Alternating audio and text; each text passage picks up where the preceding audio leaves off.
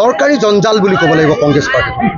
এটা দৰকাৰী জঞ্জাল, তাক নোলোৱাকৈ আমি বিজেপিক খেদিব নোৱাৰোঁ, তেওঁলোকক ল'ব লাগিব।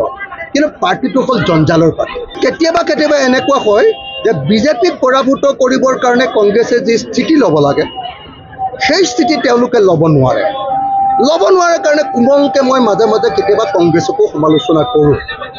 কংগ্ৰেছৰ প্ৰতি সমালোচনাটো কুহুমীয়া আৰু বিজেপিৰ বিৰুদ্ধে সমালোচনাটো একেবাৰে আমাৰ উগ্ৰ। আমি বিজেপিক ব্ৰহ্মপুত্ৰত দলিয়াই পেলাব খোজোঁ। আমি বিজেপিৰ লগতে AIDFকো ব্ৰহ্মপুত্ৰত দলিয়াই পেলাব খোজোঁ আৰু কংগ্ৰেছক ক'ব খোজোঁ যে আহক আমি সকলোৱে মিলি একেলগতে বিজেপিক খেদি দিওঁ। কিন্তু কংগ্ৰেছে আপোনালোকে সকলোৱে জানে এইটো এটা সাংঘাতিক ধৰণৰ এটা পাৰ্টি।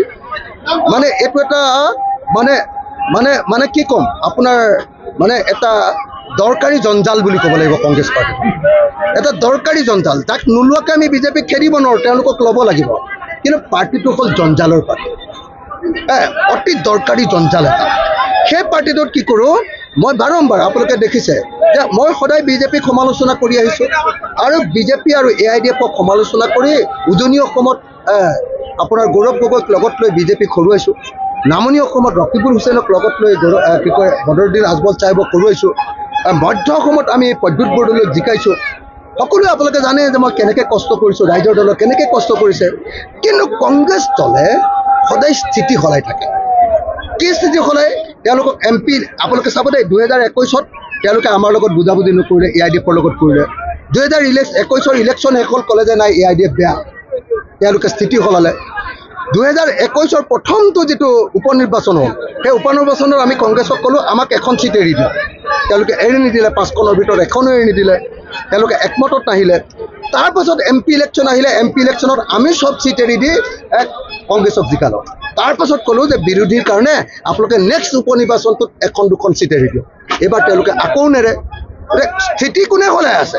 স্থিতি সলাইছে গৌৰৱ গগৈ, স্থিতি সলাইছে ভূপেন বৰাই, স্থিতি ৰাইজৰ দলে সলোৱা নাই। যদি কিবা গণ্ডগোলীয়া কাম কৰিছে সেইটো কংগ্ৰেছে কৰিছে। এতিয়া সংখ্যালঘু ৰাইজে, নামনি অসমৰ সংখ্যালঘু ৰাইজে চিঞৰি কৈ আছে যে 2026ত কংগ্ৰেছক তেতিয়াহে আমি ভোট দিম যদিহে কংগ্ৰেছে এইবাৰ বিজেপিক হৰুৱাব পাৰে। কংগ্ৰেছে কেতিয়া বিজেপিক হৰুৱাব পাৰিব? যেতিয়া ৰাইজৰ দল আৰু অন্যান্য বিৰোধী দলক একেলগে ল'ব। কিন্তু কংগ্ৰেছে যদি অকলে নিৰ্বাচন খেলে কেতিয়াও জীৱনত বিজেপিক হৰুৱাব নোৱাৰে।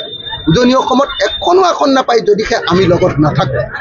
গতিকে সংখ্যালঘু ৰাইজে স্পষ্টকৈ কৈ দিছে দৰকাৰ হ'লে আমি অকল ৰাইজৰ দলক ভোট দিম, কিন্তু যদি কংগ্ৰেছে ৰাইজৰ দলৰ লগত একলগ নহয় তেতিয়াহ'লে আমি কংগ্ৰেছক ভোট দিম। দৰকাৰী জঞ্জাল বুলি ক'ব লাগিব কংগ্ৰেছ পাৰ্টি। এটা দৰকাৰী জঞ্জাল, তাক নোলোৱাকৈ আমি বিজেপিক খেদিব নোৱাৰোঁ, তেওঁলোকক ল'ব লাগিব। কিন্তু পাৰ্টিটো হ'ল জঞ্জালৰ পাৰ্টি।